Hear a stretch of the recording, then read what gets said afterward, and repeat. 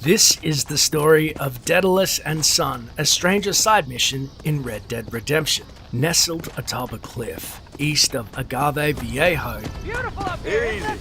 is a man named Charles Kinnear with his flying contraption. Makes you feel like you're on top of the world, don't you think? Hello there, friend. You come to enjoy the scenery? I guess I have. What are you doing out here? You know, I'm trying to capitalize on the stiff upward breezes in this region to launch my first ever flight. You're gonna try to use that crazy thing to fly? I'll be soaring like an eagle, or my name's not Charles Kinnear. I should be the first man swooping through this valley. Yes, I shall. I'd leap off now, only it seems like I need more adhesive to keep the wings together. I've concocted my own special formula, since that store-bought stuff isn't strong enough. However, I can't abandon my machine to gather more materials. What kind of materials are you talking about, Charles Kinnear? I need a bunch of bird feathers, doesn't matter what kind, along with a parcel of beaver hides to boil down, along with some red sage to make it all pliable. Okay. I think I can find all that stuff. I'll be back, Charles, because you leaping off that cliff is something I have to watch. Oh, they doubted dear Icarus, sir. Yes, they did! And with that, Kinnear has tasked us with finding some ingredients for his adhesive, which will help his flying machine be on its way. Even though he states it's a chance to make history, in the trivia section of the wiki it stated Kinnear's ambitions are a little anachronistic. The Wright brothers had achieved powered flight in 1903, some 8 years back, and reports of early gliders stretch back to the 9th century, with well-documented successful examples as early as 1849. But it is possible that, like the preacher on the train that didn't believe that that was possible, Kinnear was probably well unaware of these accomplishments. Heading to West Elizabeth first, we hunt down the 5 beaver pelt for Kinnear, though I quickly learned that beavers do explode upon impact with high-caliber weapons. So unfortunately, I've shot a good 4 beavers here and only 1 remained intact as the others had exploded. So that's a lesson learned, a hard lesson. Come on, easy up now. The other thing to do is to have bait. If you have bait, you can attract more of these beavers as they're hard to spot around Red Dead Redemption. Unfortunately, I also came upon something, and that is I stumbled upon the fact that bears travel from the north happily to go get some bait, which I didn't think was possible. Now, Nastus had said to me that bears were mostly docile unless they were attacked, so I tried to leave this one alone to just get the beaver pelts. Unfortunately, this is a quite hostile bear, hence why I'm going to try and respect nature by shooting it in its right eyeball, so it's just a one-shot kill. Very clean, painless, wouldn't even know the bullets inside its brain.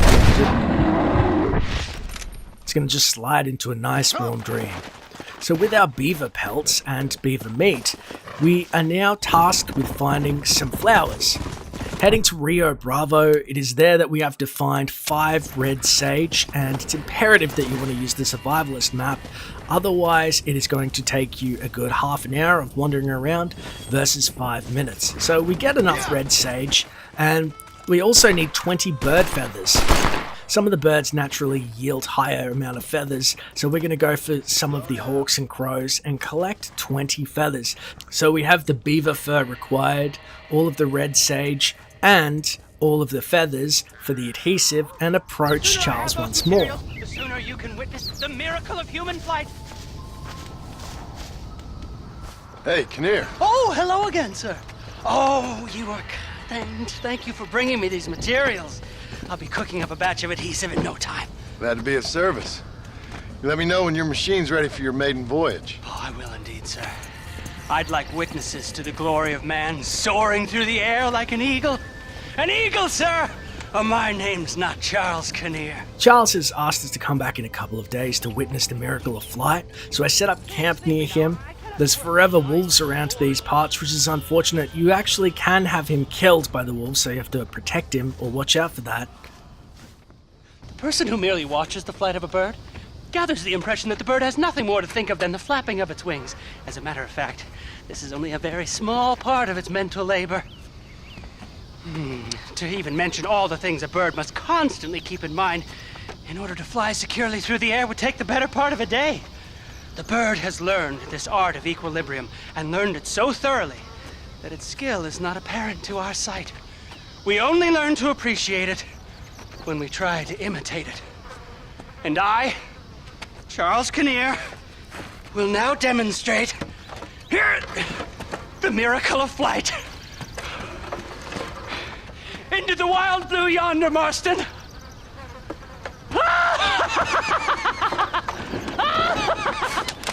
Oh dear.